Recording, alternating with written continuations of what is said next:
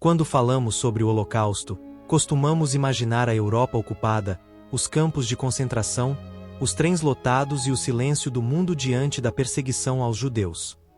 Mas existe um capítulo pouco conhecido dessa história. Um capítulo que aconteceu fora da Europa Central. E que desafia muitas das ideias que temos hoje sobre religião, identidade e humanidade. Durante a Segunda Guerra Mundial, a influência nazista não se limitou à Alemanha ou à Polônia. Ela alcançou o norte da África e os Balcãs, regiões com grandes populações muçulmanas e comunidades judias que conviviam ali havia séculos. Em lugares como Tunísia, Marrocos, Argélia e Albânia, leis antissemitas começaram a ser aplicadas.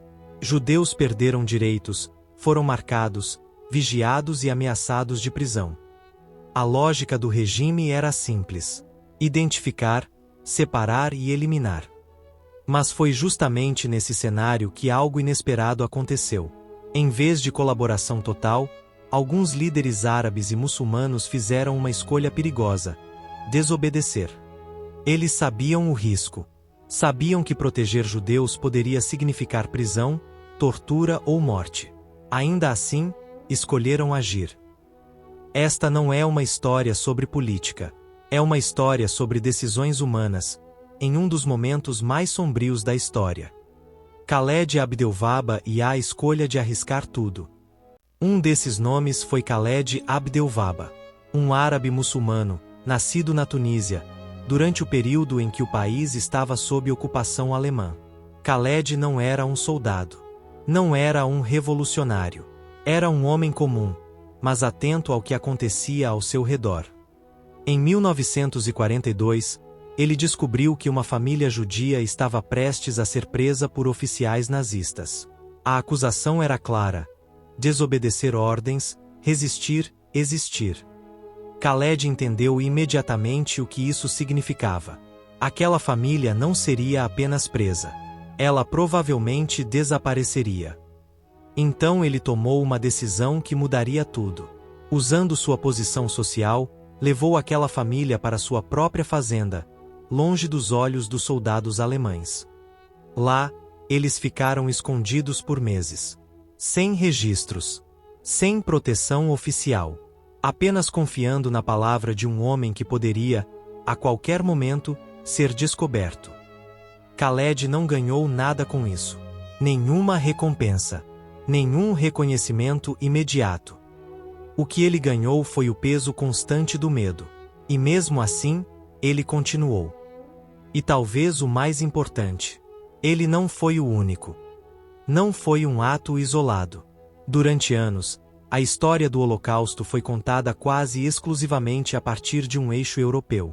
E isso fez com que outras histórias, igualmente reais, fossem empurradas para as margens da memória. Enquanto Khaled Abdel Wahba escondia famílias judias na Tunísia, algo semelhante acontecia em outros lugares do mundo muçulmano. No Marrocos, o sultão Mohammed V se recusou a entregar judeus marroquinos às autoridades nazistas e ao regime colaboracionista de Vichy. Quando pressionado a separar judeus do restante da população, sua resposta foi simples e direta: não existem judeus no Marrocos. Existem apenas marroquinos. Nos Balcãs, especialmente na Albânia, imãs e líderes locais esconderam famílias judias inteiras em vilarejos muçulmanos. Muitos desses judeus receberam documentos falsos e foram tratados como membros da família.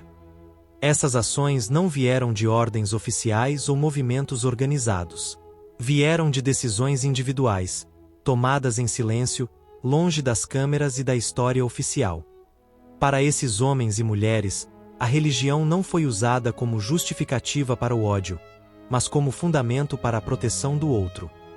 Em um período em que colaborar era mais seguro do que resistir, eles escolheram resistir. O silêncio após a guerra. Quando a guerra terminou, o mundo tentou seguir em frente. Julgamentos foram feitos, fronteiras redesenhadas, memórias selecionadas.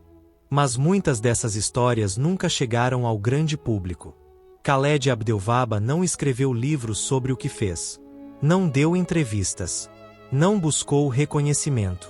Durante décadas, Seu nome permaneceu praticamente desconhecido fora das famílias que ele salvou.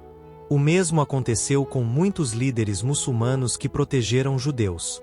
Seus atos não se encaixavam em narrativas simples. Não eram convenientes para um mundo cada vez mais dividido por identidades rígidas. O resultado foi o esquecimento.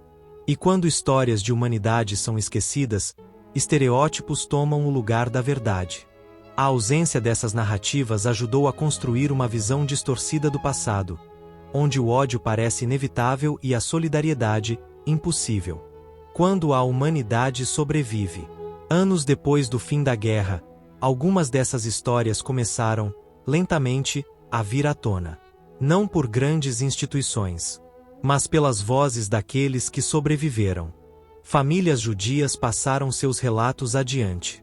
Histórias contadas em silêncio, de geração em geração. Histórias sobre portas que se abriram quando tudo parecia fechado.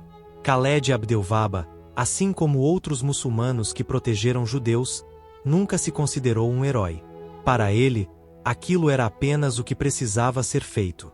Talvez seja exatamente isso que torna esses atos tão poderosos. Eles não nasceram do desejo de glória, mas da recusa em aceitar a desumanização do outro. Em um mundo marcado por divisões religiosas, culturais e políticas, essas histórias nos lembram de algo essencial. O ódio não é inevitável. Ele é aprendido. Mas a empatia também pode ser. Quando revisitamos o passado com honestidade, percebemos que a história não é feita apenas de monstros e vítimas. Ela também é feita de escolhas. E algumas dessas escolhas salvaram vidas. Talvez o maior legado dessas histórias não seja apenas o que aconteceu durante a guerra, mas o que elas ainda podem nos ensinar hoje. Porque mesmo nos momentos mais sombrios, a humanidade encontrou maneiras de sobreviver.